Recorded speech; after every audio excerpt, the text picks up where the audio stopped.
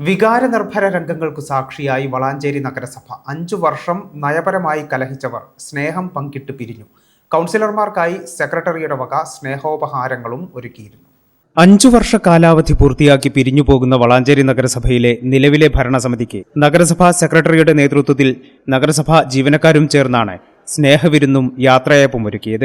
2020-25 കാലയളവിലെ 33 കൗൺസിലർമാരെയും പങ്കെടുപ്പിച്ചുകൊണ്ടാണ് നഗരസഭയിൽ സ്നേഹോഷ്മള യാത്രയയപ്പ് നടന്നത്. 5 വർഷക്കാലം നയപരമായ വിഷയങ്ങളിൽ കലഹിക്കുമ്പോഴും നല്ല സൗഹൃദം കാത്തുസൂക്ഷിച്ച കൗൺസിലർമാർ പരസ്പരം സ്നേഹം പങ്കിട്ടു. കെട്ടിപ്പിടിച്ചും ഹസ്തദാനം നടത്തിയും സൗഹൃദം ഊട്ടിയുറപ്പിച്ച യാത്ര പറച്ചിൽ പലപ്പോഴും വികാരനിർഭരമായി.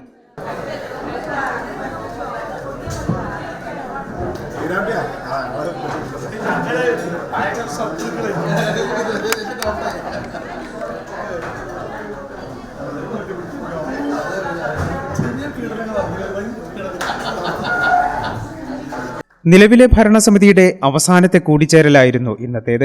പലരും അടുത്ത കൗൺസിലിലും സഹപ്രവർത്തകരാകാനുള്ളവരാണെങ്കിലും മറ്റു പലരും ഇനി നഗരസഭയുടെ ഭാഗമാകില്ല. 33 കൗൺസിലർമാർക്കും സെക്രട്ടറിയുടെ വക സ്നേഹവിരുന്നും ക്രിസ്മസ് കേക്കും സ്നേഹോപഹാരങ്ങളും ഒരുക്കിയിരുന്നു. ഞായറാഴ്ചയാണ് പുതിയ കൗൺസിലർമാർ സത്യപ്രതിജ്ഞ ചെയ്ത് ചുമതലയേൽക്കുന്നത്.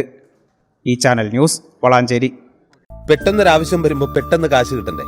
KSFE ഗോൾഡ് ലോൺ, കുറഞ്ഞ പലിശ, കൂടുതൽ തുക, കൂടുതൽ വേഗത്തിൽ. KSFE, ഈ നാടിന്റെ ധൈര്യം.